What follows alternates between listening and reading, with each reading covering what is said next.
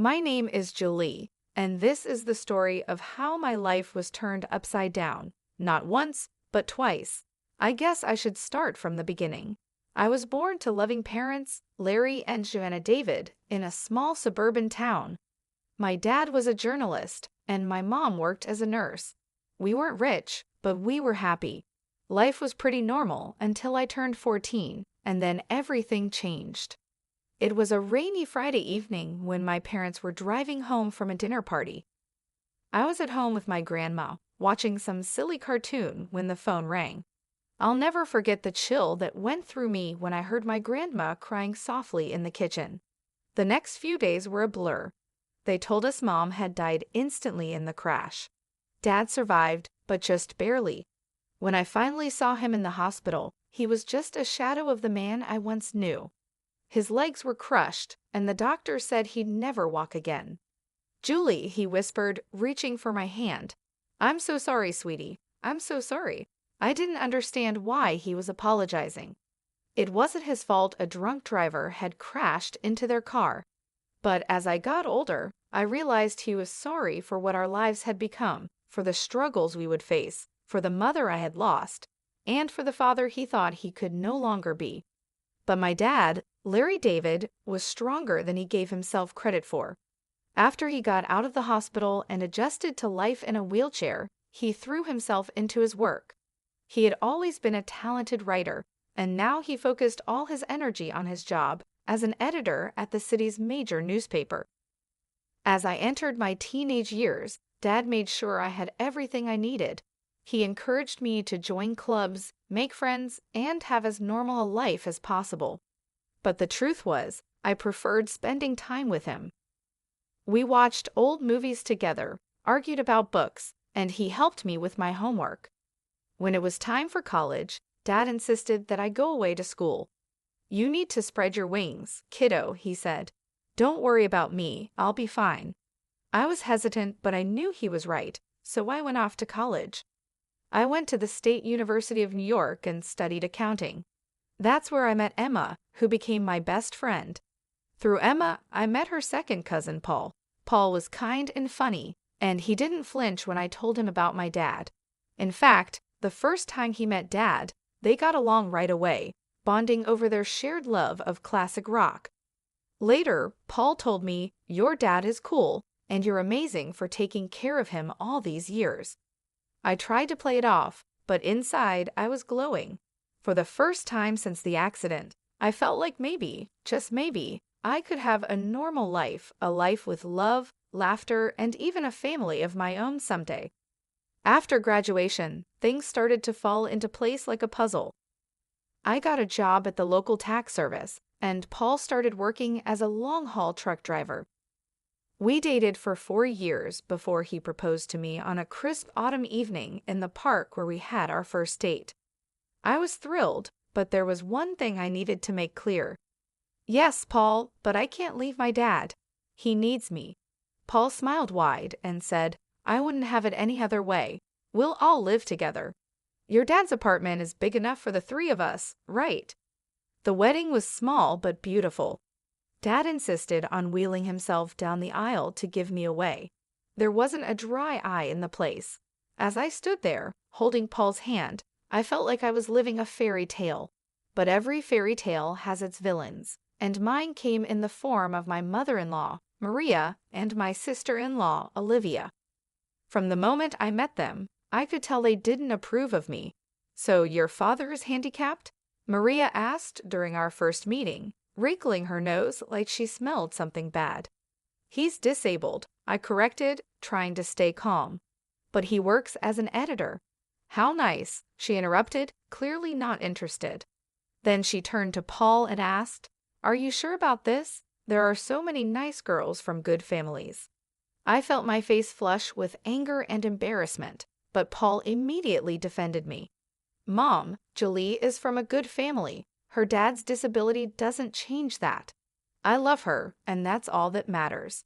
That shut Maria up, but I could still see the disapproval in her eyes. Olivia, following her mother's lead, was just as cold towards me after the wedding. True to his word, Paul moved in with Dad and me. and our life settled into a comfortable routine. I'd go to work at the tax office, while Paul was on the road for days at a time. When he was home, we'd all have dinner together. But whenever Maria and Olivia visited, the atmosphere in our home changed. They acted like they owned the place, barely acknowledging Dad's presence. Once, I overheard Maria whispering to Olivia, "It's a shame. Paul could have done so much better. Now he's stuck with this girl and her crippled father. What if they have children? Can you imagine the genes?" I was furious, but I kept quiet for Paul's sake. I tried to keep the peace, but it was getting harder and harder. One evening, after a particularly tense visit from Maria and Olivia, I broke down in tears. Paul found me in our bedroom, crying. Hey, he said, pulling me into his arms. "What's wrong?" "Your mom and sister," I sobbed. "They hate me. They think I'm not good enough for you because of Dad." Paul's face hardened. "That's ridiculous. You and your dad are my family now. If they can't accept that, it's their problem, not ours." His words comforted me, but I couldn't shake the feeling that this was just the beginning of our troubles with Maria and Olivia. As the months went by, Paul's trucking business began to grow. He was always on the road, traveling across the country in his big rig. I missed him terribly when he was gone, but I focused on my work at the tax office and spent my evenings keeping Dad company. One crisp autumn evening, as I was helping Dad into bed, Paul called. His voice crackled with excitement over the phone. "Julie, I've been thinking," he said. "How would you feel about buying a townhouse? It would be easier for your dad to move around in a wheelchair. He could spend more time outside. Plus, you could have a garden, something to keep you busy when I'm on the road." The more he talked, the more I liked the idea. I glanced at Dad, who was pretending not to eavesdrop. "What do you think, Dad?" I asked, putting the phone on speaker. Dad's eyes lit up. "A garden would be nice," he admitted, "and it would be easier to get outside." That settled it. Over the next few weeks, we threw ourselves into house hunting. We finally found the perfect place, a spacious townhouse with wide doorways, a roll-in shower for Dad, and a beautiful backyard.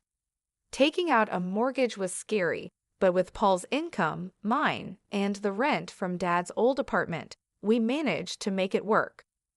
We moved in on a sunny Sunday in spring, and I'll never forget the look on Dad's face as he wheeled himself out onto our new patio.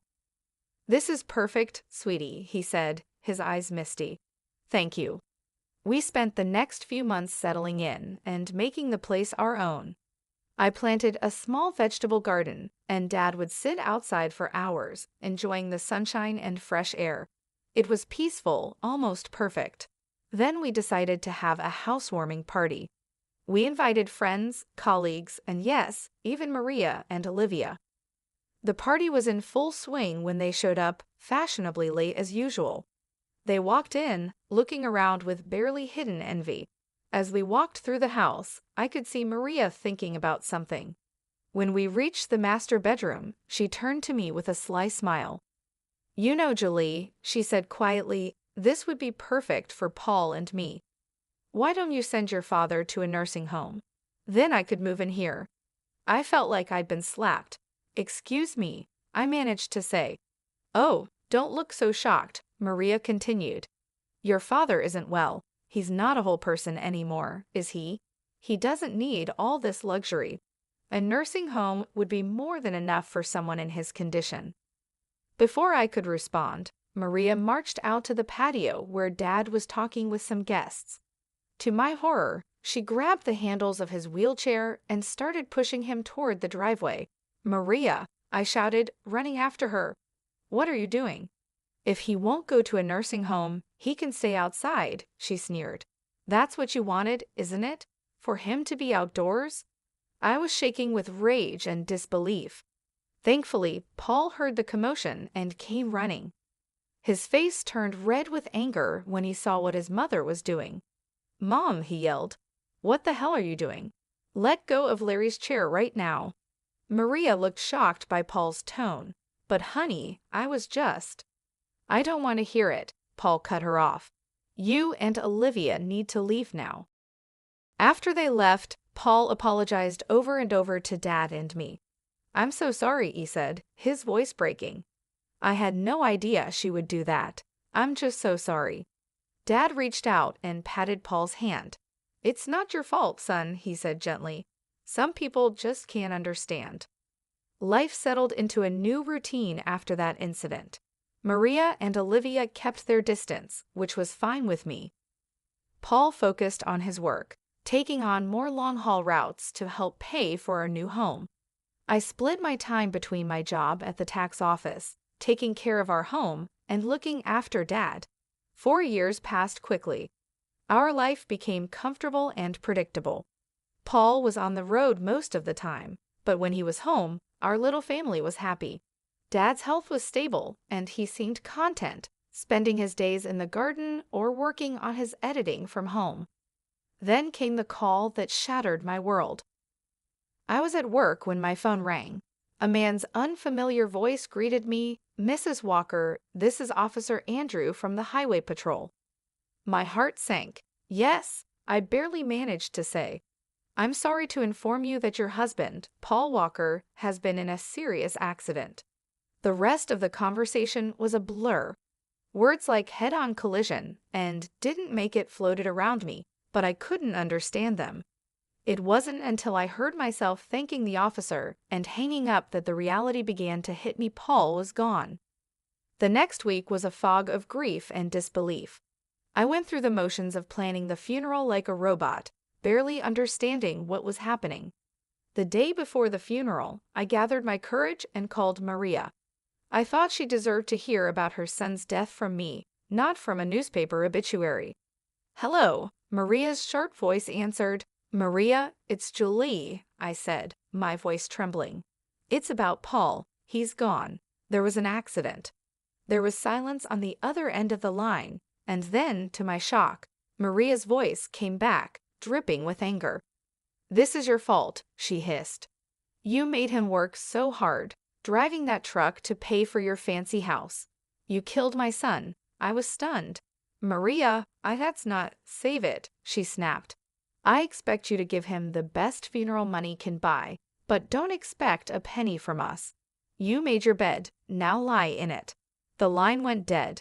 I stood there, phone in hand, tears streaming down my face. How could she be so cruel? How could she blame me for this? The day of Paul's funeral was gray and rainy, matching my mood perfectly. The church was full. Paul was well-liked in the community, and it seemed like half the town had come to pay their respects. After the service, as people passed by to offer their condolences, I noticed that Paul's mother and sister were nowhere to be seen. They hadn't even bothered to show up for their own son and brother's funeral. Dad reached out and squeezed my hand. "It's their loss, sweetie. We're family, and we'll get through this together." As we pulled into our driveway, something seemed off.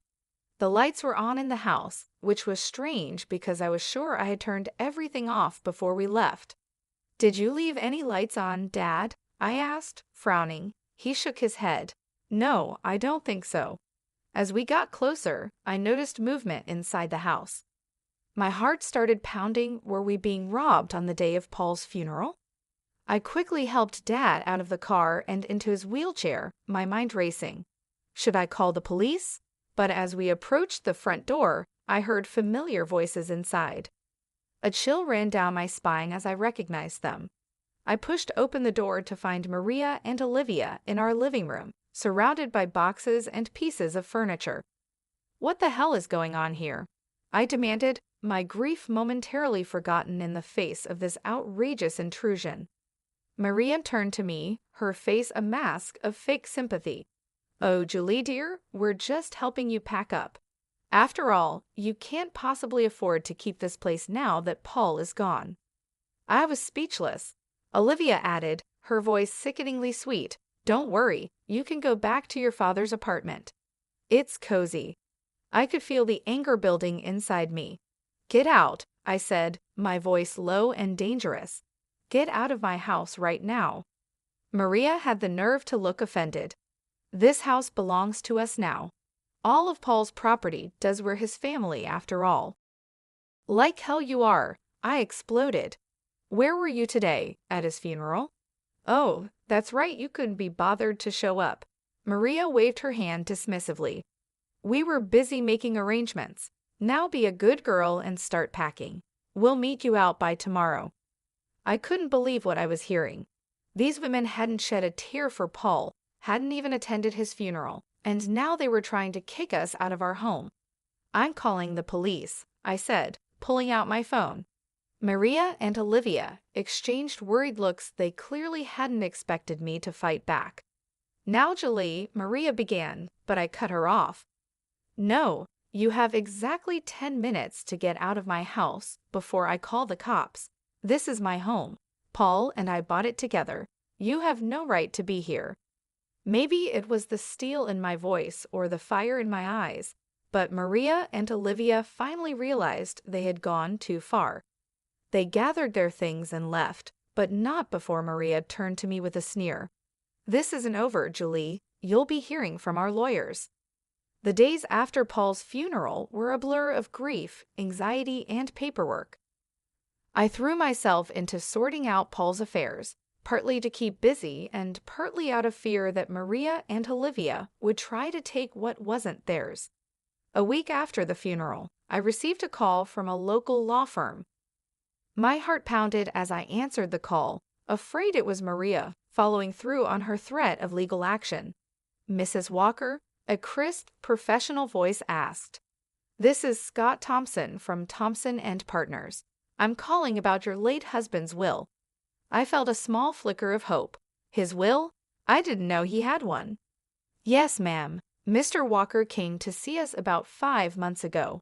He asked that we contact you in the event of his passing." I scheduled an appointment for the next day, my mind spinning. Why hadn't Paul told me about this? What did it mean? The next morning, I wheeled Dad into Mr. Thompson's office. The lawyer greeted us warmly, his kind eyes crinkling at the corners. "Mrs. Walker, Mr. David, thank you for coming in," he said, gesturing for us to sit near his desk. "I'm sorry for your loss." Mr. Thompson opened a file on his desk. "Now, as I mentioned on the phone, your husband came to see us to draft his will. He was very clear about his wishes." I held my breath as Mr. Thompson began to read. "I, Paul Walker, being of sound mind, do hereby leave all my worldly possessions to my beloved wife, Julie Walker." I gasped, and Dad's grip on my hand tightened. Mr. Thompson continued, "This includes our home, my truck, and all our savings. It is my wish that Julie use these resources to care for herself and her father, Larry David, whom I have come to love as my own." Tears streamed down my face. Even from beyond the grave, Paul was taking care of us. "There's more," Mr. Thompson said gently. "Mr. Walker left a letter for you." He handed me an envelope. With shaking hands, I opened it and began to read. "My dearest Julie, if you're reading this, it means I'm gone. I'm so sorry for leaving you and Larry. Please know that you two are the best thing that ever happened to me. I made this will because I know how my mother and sister can be. I didn't want to worry you, but I needed to make sure you and Larry were protected if anything happened to me.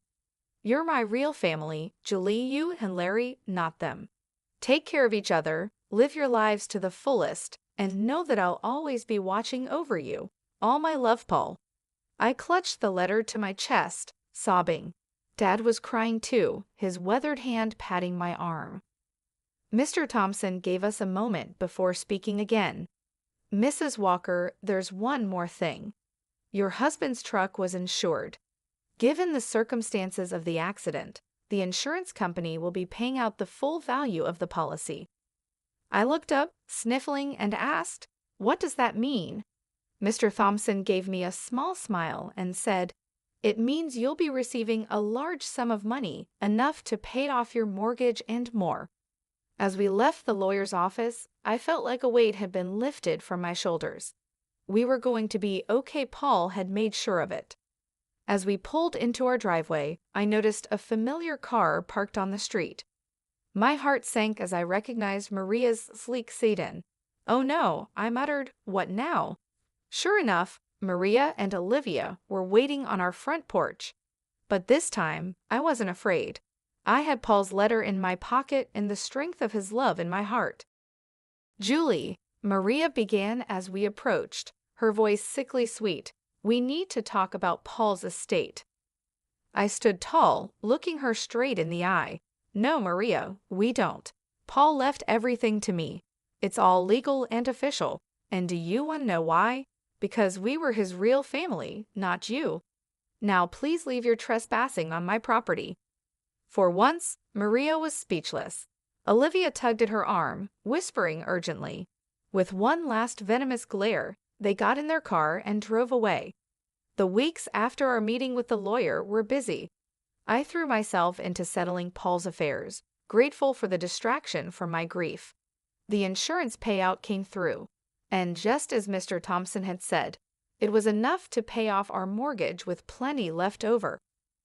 One afternoon, as I was going through Paul's desk, I found a small notebook. Curious, I opened it and saw pages filled with his messy handwriting. It was a journal of sorts, full of his thoughts and plans for our future. Thinking about starting a college fund for our future kids, one entry read, "Want to make sure they have the best start in life." My heart clenched. We had talked about having children someday, but had decided to wait until we were more financially stable. Now, reading Paul's private hopes and dreams, I felt a fresh wave of grief wash over me. "Oh, Paul," I whispered, holding the notebook close, "we had so many plans." That night, I tossed and turned, unable to sleep. My mind kept drifting to the journal, to the future we'd never have. When I finally drifted off, I dreamed of Paul. He was smiling, holding out his hand to me. "It's okay, Julie," he said in my dream. "Everything's going to be all right." I woke up the next morning feeling different. I couldn't quite figure out what it was, but something had changed. As I got ready for work, a wave of nausea hit me, and I barely made it to the bathroom in time. The morning sickness didn't go away in the days that followed. At first, I thought it was just stress and grief, but a small voice in the back of my mind suggested something else. After a week of this, I found myself in the pharmacy, staring at pregnancy tests. With trembling hands, I bought one and hurried home. The 5 minutes I waited for the result felt like the longest of my life. When I finally looked at the test, there were 2 clear blue lines. I sank to the bathroom floor, overwhelmed by a mix of emotions: joy, fear, grief, and hope all swirling together. "Julie," Dad's voice came through the door. "Everything okay in there?" I opened the door, tears streaming down my face. Dad's expression changed from concern to alarm. "What's wrong, sweetie?" he asked. I held up the test, my hand shaking. "I'm pregnant, Dad." I fell into his arms, sobbing. He held me, stroking my hair like he used to when I was a little girl. "It's okay," he murmured. "It's going to be okay. You're not alone, Julie. And this baby is a gift, a piece of Paul that will live on." His words hit me deeply. This baby was a part of Paul, a continuation of our love. Suddenly, the fear began to fade, replaced by a strong determination. "You're right," I said, wiping my eyes. "This baby is a gift, and we're going to be okay." Dad smiled, his eyes crinkling at the corners. "That's my girl. Now let's get you something to eat. You're eating for 2 now, after all." As we headed to the kitchen, I felt a sense of hope growing inside me. The road ahead would be challenging, but with my father by my side and Paul's child growing inside me, I knew we could face anything. As my belly grew with our child, I found strength I never knew I had. Dad was my rock, always there with a kind word or a helping hand.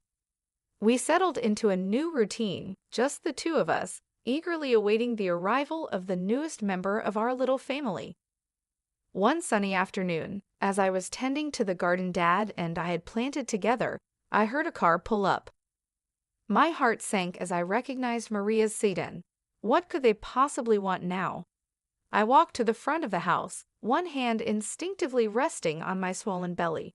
Maria and Olivia stood on our porch, looking both comfortable and slightly desperate. "Julie," Maria began, her voice missing its usual sharpness, "we need to talk to you." I raised an eyebrow, but said nothing, waiting for her to continue. Olivia spoke up, her eyes darting around nervously. "We've hit some hard times. We were wondering if we could stay in your father's old apartment, just until we get back on our feet." I couldn't believe what I was hearing. After everything they had put us through, they had the nerve to ask for more. "I'm sorry," I said, my voice firm but calm. "That's not possible. I don't want to communicate with you anymore." Maria's eyes narrowed as they noticed my pregnant belly. Her face twisted with shock and disgust. "You're pregnant?" she spat. "Already? You little prostitute. I can't believe you've already found a new man. Paul's body isn't even cold in the ground." I felt a surge of anger, but I pushed it down. I didn't bother explaining that it was Paul's child. I didn't want my baby to have such a grandmother and aunt. Instead, I smiled a small, secretive smile that seemed to unsettle Maria even more. "My personal life is none of your concern," I said calmly. "Now I think it's time for you to leave." Maria looked like she wanted to say more, but something in my expression must have stopped her. She turned on her heel, grabbing Olivia's arm. I watched as they drove away, feeling a sense of peace wash over me. I had stood my ground, protected my family, and kept my dignity.